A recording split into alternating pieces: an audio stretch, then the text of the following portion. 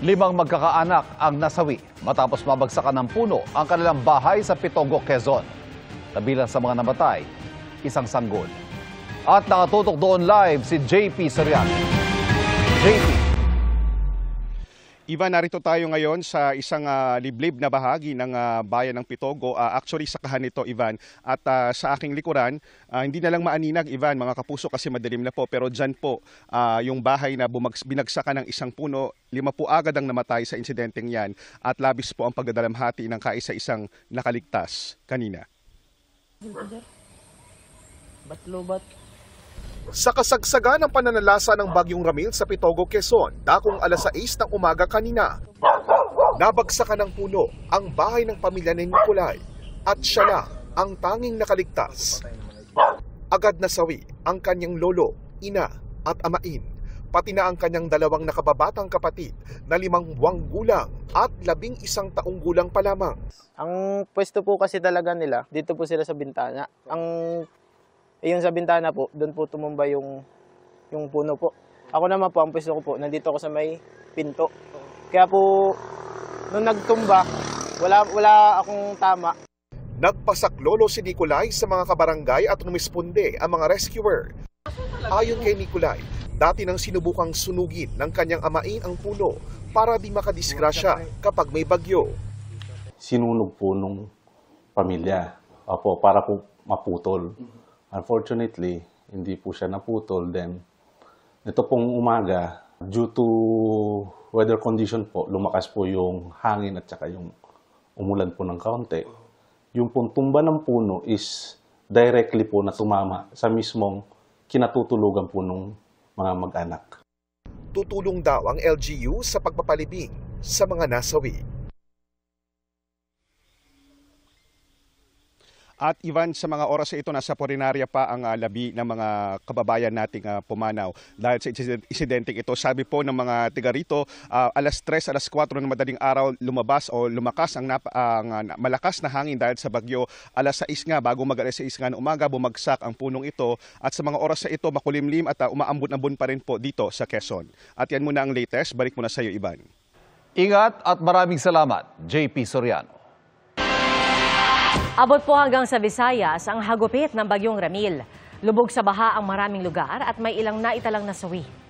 Nakatutok si Kim Salinas ng GMA Regional TV. Marami ang stranded ng bulagain ng baha ang mga motorista sa Rojas City, Capiz sa gitna ng matinding ulan. Ang kotseng ito sa Barangay Bolo nahulog sa gilid ng kalsada. Ayon sa mga saksi, nasa gilid lang ng palayan at sapa ang kalsada, kaya madaling natangay ang mga sasakyan. Abot dibdib ang baha sa ilang barangay. Dahil sa lalim at mabilis na ragasan ng tubig, naglubid at hagdan ang mga rescuer. Isang senior citizen ang isinakay sa batya para maitawid sa baha. Ang mga kalsada, nagmistulang ilog. Hindi lang masamang panahon ng hamon sa pag-evacuate at pag-rescue ng mga otoridad. Naging problema rin ang blackout sa ilang barangay. 31 barangay sa Rojas City ang binaha. Sa tala ng Rojas City DRRMO, umabot sa 830 na pamilya o mahigit 2,700 na individual ang inilikas. Nasawi ang isang lalaking 44 anyos matapos umanong malunod ng anuri ng baha ang sinasakyang motorsiklo. Humupa na rin ang baha na ayon sa mayor ng Rojas ay unang beses daw na ganito katindi. Sa tanan nga mga kabaranggayan, tanan nga karsada, nabaan gid. Sa bayan ng Ibisan, nasawi ang isang babae matapos madulas at malunod sa sapa. May mga kalsadang di madaanan dahil sa taas ng tubig. Sa bayan ng Sigma, may bahagi ng kalsada na gumuho, kaya't mga motorsiklo at tricycle lang ang pwedeng dumaan. Kita rin sa aerial video ng isang netizen ang kulay putik na tubig galing sa umapaw na ilog sa bayan ng Panitan. Tiis-tiis sa mataas na baha ang ilang residente. At may mga motoristang stranded. May mga stranded ding motorista sa Estancia Iloilo dahil sa baha. Pinasok din ng tubig ang ilang bahay. Isang lalaki ang natrap nang mabagsakan ng gumuhong pader ng isang paaralan ang kanyang bahay. Dinala sa ospital ang lalaki at nasa maayos ng kalagayan. Ayon sa Estancia LGU, 13 barangay ang binaha. Umabot sa 389 na pamilya o mahigit 1,300 na mga individual ang sinagip at inilikas. Sa Balasan, Iloilo, nagsagawa ng preemptive evacuation nang tumaas ang tubig sa kalsada.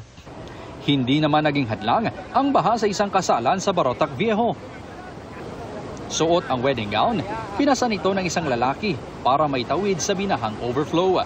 Para sa GMA Regional TV at GMA Integrated News, Kim Salinas, nakatutok 24 oras. Mga kapuso, wala na po sa kalupaan ang Bagyong Ramil matapos itong hagupitin na rin bahagi ng Luzon at Visayas. Gaganda na kaya ang panahon? Alamin mula kay Amor La Rosa ng GMA Integrated News. Amor? Salamat, Ivan. Mga kapuso, matapos tumama at tumawid sa ilang bahagi ng Luzon, nasa West Philippine Sea na ang Bagyong Ramil at unti-unti nang lalayo sa bansa sa mga susunod na oras. Pero gayunpaman, mga kapuso, nakataas pa rin ang signal number 2. Diyan po yan sa central and southern portions ng La Union, western and central portions ng Pangasinan, Zambales, Tarlac, western portion ng Pampanga at pati na rin sa northern portion ng Bataan. Signal number 1 naman diyan po sa Cagayan kasama ang Babuyan Islands, Isabela, Quirino, Nueva Vizcaya, Apayao, Abra, Kalinga, Mountain Province, Ifugao, ganun din sa Benguet. Kasama rin po dyan ang Ilocos Norte, Ilocos Sur, natitirang bahagi ng La Union at ng Pangasinan, Aurora, natitirang bahagi ng Bataan at ng Pampanga, Nueva Ecija, Bulacan, Metro Manila at pati na rin sa Rizal. Signal number 1 din, dito po yan sa northern and central portions ng Quezon, kasama ang Pulilio Islands, Laguna, Cavite, Batangas, Occidental Mindoro, kabilang po ang Lubang Islands, Oriental Mindoro, Marinduque at pati na rin ang northern and western portions ng Camarines Norte. Sa mga nabanggit na lugar, posible pa rin pong makaranas ng pabugso-bugsong hangin na may kasamang mga pag-ulan. Huling namataan ang sentro ng Bagyong Ramil, yan po ay sa layong 85 kilometers west-northwest ng Iba, Zambales. Taglay po nito ang lakas ng hangin na abot sa 65 kilometers per hour at yung bugso naman nasa 80 kilometers per hour. Kumikilos po yan pa west-northwest sa bilis na 35 kilometers per hour. At ayon po sa Pag-asa, posibleng bukas po ng umaga ay makalabas na yan sa Philippine Area of Responsibility. Pero kahit papalayo na po ang Bagyong Ramil, magpapaulan pa rin ng mga kaulapan yan dito sa bahagi ng Luzon at pati na rin sa ilang lugar sa Visayas. Base po sa rainfall forecast ng Metra Weather, may mga pag-ulan pa rin bukas ng madaling araw sa ilang bahagi po ng Northern and Central Luzon. At pwede po yung maulit bago magtanghali at kasama na rin dyan ang ilang bahagi ng Calabarzon at ganoon din ang ilang lugar dito sa Mimaropa. Bandang hapon naman, pwede pong tumaas ulit yung chance ng mga pag-ulan sa malaking bahagi po yan ng Luzon. Kabilang na rin dyan itong ilang lugar o probinsya dito sa Bicol Region. Kaya doble ingat pa rin. Sa Metro Manila, posibleng may mga kalat-kalat na ulan sa ilang lungsod sa umaga. Pero mas mataas po ang chance ng ulan sa mas maraming lugar pagsapit po yan ng hapon. Kaya magdala pa rin ng payo kung may lakad. Sa mga taga-Visayas at Mindanao naman, ayon po sa Pag-asa, bahagya pong mababawasan yung malawakan at yung mga matitinding ulan bukas po ng umaga. Pero pagsapit po ng hapon, may chance pa rin ng thunderstorms na magdadala ng mga pag-ulan, lalo na dito sa ilang bahagi ng Samar and Leyte provinces, Western Visayas, Negros Island Region, at pwede rin po yung maranasan sa Northern Mindanao, Caraga, Davao Region, Barm at pati na rin sa Soc-Sargen.